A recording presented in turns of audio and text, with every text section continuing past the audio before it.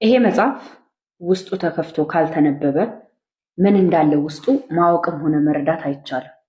የአረብ ሀገር ሴትም ቀርበው ካላወሯት ውስጧን ካልተረዷት ምን እንዳሳለፈችና በምን ውስጥ እንዳለፈች ማንም አይረዳትም።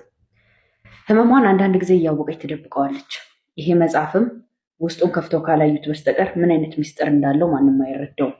አያችሁ፣ አንዳንድ ጊዜ በአፋችሁ የምትናገሩት ቃላት በዚህ መጽሐፍ ውስጥ ሊኖርም ላይኖርም ይችላል። በአረብ ሀገር ሴት ላይ የምትጥሉትም ቃላት እሷን ሊሰብራትም ሊያድናትም ይችላል። ስለዚህ አንዳንድ ጊዜ መጽሐፍን ከፍታችሁ ሳታነቡት ውስጡ ያለው ምንነት እንደማትረዱት ሁሉ አረብ ሀገር ያለች ሴትም ቀርባችሁ ካላወራችኋት፣ ህመሟን ካልተጋራችኋት ምኗንም ልታውቁ አትችሉም። ስለለበሰች ወይም ቲክቶክ ላይ ወጣ ፈገግ ስላለች ደስተኛ ነች ማለት አይደለም።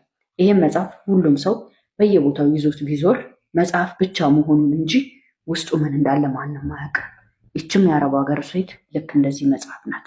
ውስጧ ብዙ የሚነበብ ብዙ የሚተረክ ታሪክ አለ እና ልላችሁ የፈለግኩት መጽሐፍን ሳታነቡ ማውራት እንደማትችሉት ሁሉ እሷንም ቀርባችሁ ሳታወሯ ስለሷ ክፉ ባታወሩ።